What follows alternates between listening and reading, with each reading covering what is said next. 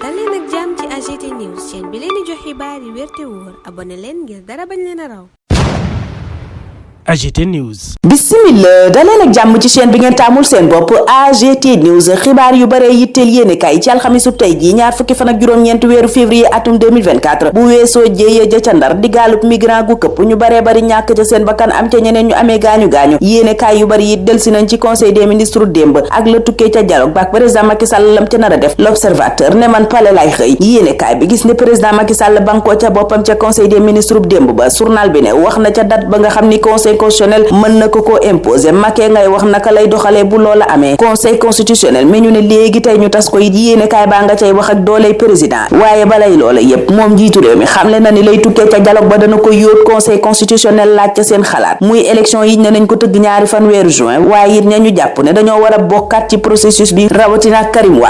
Wade mooma nag l'observateur ne Ismaïla Madior Fall seppi na ko ci processus bi ba nuppi tëj liste bi projet de loi amnistie bi ñépp doon seenu démb ca conseil des ministres nag l'observateur ne lan ca doon xaar yépp am na ndax conseil des ministres ba adopté na ko waaye journal bi ne lay ñuul ca sooma mooy ministre yi adopté nañu projet de loi ba te gisuñu document ba njabootu ña loru ca xew-xew yaam diggante 2021 ak 2024 te bi lépp loi bëgg koo fomp nag yéenekaay bi ne ña ngay ñaxtu tey sàkku ñu tëgg ay procès maanaam ñu àtte mbir yi ba nu xam la na xew dëgg-dëgg ci seen mbokk yooye faatu mbaa ña ca amee gaañu-gaañu ca l'observateur njaboot yooye naan ay milliards sax bu nu ko joxoon mënta jënd bakkan yi dem projet de loi d'amnistie booba nag réew mi quotidien daa gis ne Macky nga cay gaawantu ndànk-ndànk yéenekaay bi ne la ko waral mooy assemblée nationale mi mu waxoon ne alxamis ji la koy yóot yëf yi mujjee na koo dàq ba jëmmi jamono journal bi ne Ousmane Sonko miñ ne woon léegi mu génn kaso it ba tey ma nga ca Macky daal yéenekaay bi di réew mi quotidien daa gis ne mi ngi ci wër-wër loogu miti di dilatoire le temps mooy ne man da ci li ma fekke président Senghor Diouf ak Wade ba ñuy def ay amnistie daa fekk ay condamnation définitive am maanaam mbir yañ doon amnistie enquête nañu ca ba àtte ca waral yéenekaay bi sukkandiku ci projet de loi amnistie ba ñu adopté démb ca conseil constitutionnel ne Macky bouscule les codes def na fi lu kenn defut yéenekaay bi ne moo waral ay laaj mën a samp ci mbiri Ousmane Sonko Bassirou Diomaye Faye ak lu ëpp fukki bakkan yi rot ci manifestation yi am diggante 2021 ak 2024 yéenekaay bi ne ca cëppaandaw la nag mën nañoo jàpp de Macky njombe yim fi def la bëgg a fomp loola nag F24 ne du fi amee waral ñuy woote mobilisation ne na ñéppi taxaw jàkkaarloog président Macky Sall ak lii mu bëgg a def ca yor ba F24 mooma ne bala ñuy wax waxi projet de loi d'amnistie nañ wax yoon rawatina ak ngir détenu politique yi ay nit yu ñu tëj ay weeri weer yàq seen àdduna xëy rek ubbi kaso yi ne leen génn leen F24 ne loola mënu fee amee F24 mooma ca Vox Populi ma ngay woote mobilisation populaire pacifique maanaam ndaje mu rëy waaye mu ànd ak dal jubluwaay ba mooy fexe li ñu am ci wàllu démocratie gannaaw xeex yu mitti kenn bañ koo salfaañee ñu sàmm ko Mamadou Mbodj ak ñamu àndal ña ngay wax ca booba lépp journal ne dialogue ba amoon jam ñaajo deful lu dul yokku mandat wu président xotti la conseil constitutionnel digle woon ubbi waat liste candidat yi may leen ñu mën a tëggaat beneen processus électoral lu aju ci amnistie bi nag F24 ne ñoo ngi xaar ba xam Macky Sall ñime naa fomp jéey yi fi am di nit ñu faat ak ay bali fetal ñi ñu toroxal ñi ñu yàq seen àddina bañ loola lépp naax saay nag moo waral front des victimes et rescapés des heures di sàkku ci député ñu ànd ak seen xel te sàmmal leen seen àq ak seen yelleef Mame Mactar Gueye bu Jamra it yéenekaay bi ne loolu la woote projet de loi d'amnistie bi nee na àndunu ca tey àndunu ci ëllëg ndax dafa bëgg a ñëw fomp lépp luy jéey ju fi amoon moo xam bakkan yu ñu faat moo xam nit yu ñu yàq seen àddina ci lu kenn xamul fu mu tege journal bi nag mel ni ku naan dugguleet loi d'amnistie di am ci Sénégal moo waral yéenekaay bi fàttali loi d'amnistie yi ñu fi jot a tëgg ci Senghor ba ci Macky Sall jaar ci Abdou Diouf ak Abdoulaye Wade Ousmane Sonko moom Guy Marius Sagna nee na soxlawut loi d'amnistie tey soxlawu ko ëllëg loola it la wax ci yéenekaay yu bari waral bés bi le jour ne Guy ne pousse pas le projet de loi maanaam Guy nangu wuta sa yëg boobale projet de loi bëgg a fomp li fi xewoon diggante mars 2021 ak février 2024 boobale loi d'amnistie bés bi nee na Macky Sall lañ ko bëgg dans les meilleurs délais journal bi it nee na démb ca conseil des ministres sàkku na ci gouvernement wam ñu daal di xool nu taxawoo njabootu ñi loru ci xew-xew yooyu am diggante mars 2021 ak février 2024 bés bi wëlbatiku wax ci 2 juin ak article 36 alinéa 2 yéenekaay bi ne 2 juin di bés ba ña doon dialogue jàpp ne ca la élection présidentielle war a mën a am article 36 alinéa 2 di toggandu bëgg ñoom président Macky Sall wéy di ko toog ci bopp réew mi ba keroog ñuy fal ko wuutu loola lépp Macky Sall dana ca jokkoo juróom-ñaari sages conseil constitutionnel yi laaj leen ci seen xalaat journal bi ne waaye balay booba Macky Sall altine lay jot rapportu dialogue ba la tukkee ca dialogue ba it Le Soleil ne daanu ko dëxañ cib rapport jébbal ko njiitu réew mi cib audience gu mu leen di may altine Vox Populi dëggal ne Macky Sall bu noppee ca loola yépp ca conseil constitutionnel la jëm dana laaj juróom-ñaari sages yi nanu ko leeralal ci li dialogue bi génnee. Enquête ne xam leen ne nag la tukkee ca booba dialogue ça passe ou ça casse day jàll mbaamu damm. Les Échos moom gis ne ba tey Macky ngi taxaw ci ay pexe. Yéenekaay bi ne ña doon dialogue altine la leen Macky Sall di dalal ñu yóot ko seen rapport maanaam la ñu tënk ca yooyale waxtaan daanu ko dëxëñ ci ab këyit ñëw jébbal ko bu ca noppee nag nee na du yàgg dara mu jokkoo ci ak conseil constitutionnel. yor bi ne wax ji daal président Macky Sall bëggut a dem njeextalu nguuram gi nag journal bi ne dafa tiis loola ca moom ndax daa topp bànneexu nguur gi ba yëf yay jeex yéegu ko da koo bett. journal bi ne loolaa tax nag njiitu réew mi mel ni buur waral mu tuddee ko roi président bëggut a jóge ci nguur gi nguur googa nga xam ne nag fi mu ne bu doon bakkan la yor mënees naa wax ne ma ngay sukuraat ci gëti yéenekaay bi koy fàttali ni lu mënta ñàkk faaw mu am. L'info ne man maa ngi wéy di yitte woo njeextalu nguur gi ak président Macky Sall ni mu ci ŋàññee média yi ca bitim réew maanaam taskatu xibaari bitim réew yéenekaay bi ne démb ñoom la président Macky Sall joxoon bopp waaye tey mbalit moom for jallax leen ko ndax dafa tut ak ñoom nenn jàpp ne lu ji njaaka ñooy njaak ci nanu koy ŋàññee bitim réew. ca Vox Populi cadre républicain yi di jàppale Macky Sall ca loola mooy wax ne dañu koy ŋàññe bitim réew campagne de désinformation lañ ne la presse étrangère ba nekkee njiitu réew mi Macky Sall maanaam yàq deram ak di ko jéebaane kott lañ nekkee. Le Quotidien booba jamono ma ngay teggi tuuma ca président Macky Sall naan ñaari fan weeru avril day dem doonte ñépp a ngi wéy di naan toog ci bopp nguur gi la bëgg. journal bi ne loola nag dogal la bu président Macky Sall jël te dootu ca dellu si dana ko yëgal conseil constitutionnel ca bisub tey ji. Tribune booba jamono ci xëtu tayam ji di laaj lu waral président Macky Sall di def kéemtalaayu kàttanam ngir Karim Wade mën a bokk ci élection présidentielle bi ñu dëgmal. Yéenekaay bi ne laaj wi nag laaj wu ñépp war a samp la ndax Karim Wade ca dowaaga mu ne la fexee ñu samp commission d'enquête parlementaire fexe it ñu dàq élection présidentielle bi duggaatu Karim Wade ci processus électoral bi. Yéenekaay bi ne daanaka lu sotti la porosiem gi ñu ne dana nu ko tëggaat jubluwaay ba it di setal ko. Yéenekaay ba ne lu Karim Wade téye ci loxoom la. Professeur Mary Teuw Niane booba jamono naan téye leen lii ma leen di wax président Macky Sall noonu tasee conseil constitutionnel lay wut jubluwaay ba di fexe élection présidentielle bañ a am bëgg élection présidentielle am lataa ñaari fan weeru avril nag laas nee na moo waral front fippu judd. L'Observateur ne ko maa lay wax ña ne ca front booba muy F24 FC25 ak aar sunu élection. Yéenekaay bi nee na danoo fas yéenee jàkkaarloog Macky Sall defanteeg moom élection présidentielle bi moom nee nañ ko danga ko tëgg te danga dem it bu sa mandat jeexee waaye la réveillé ngay wéy di laaj ndax Macky Sall mii bëgg naa jóge ci bopp réew mi lataa ñetti fan weeru avril. ma jéey booj bokk ci coalition Diomaye président booba jamono ca l'info ma nga naan Macky nag faaw mu dem page Macky Sall moom Sénégal daf koo soxlaa tourné fi mu ne. ma jéey booj nga jàll ci leneen la askan wi yépp bëgg ña bëggoon a gis détenu politique yi génn libération ne mën nañoo bég ndax gaayaa ngay wéy di génn kaso. journal bi ne Ben Talib Sow Ibrahima Gueye nay leer ak yeneen juróom-ñeenti nit yuñ tëjoon ca Daaru Muxti ñoom ñépp génn nañ kaso démb. Les Échos ne am na fukki ndaw ak ñett yu génn kaso nag chambre d'accusation moo leen muccal lu ko mooy parquet tegoon ca loxoom. journal bi ne ñooñu ab non-lieu lañ mujjee am loolaa leen muccal ci loxoy procureur. gal ga suux démb ca Ndar yaboon ay migrant nag Walf Quotidien nee na luy tolloog juróom fukki bakkan mucc ñu ca ñetti téeméer ak lu toftal neenu ñoo ca newoon. 24 heures yeggee ñu bilan wuk lu ëpp ñaar fukki nit ak juróom-ñaar yu ñàkk seen bakkan ca gaal googa suux. Yéenekaay bi ne musiba mbaba kumba jàngay wéy laasit boobale bilan la ñu yeggee ne bu weesoo ñaar fukki bakkan ak ñeent yoo yarot ca luy tolloog ñeent fukk ak juróom it am na ñuy gaañu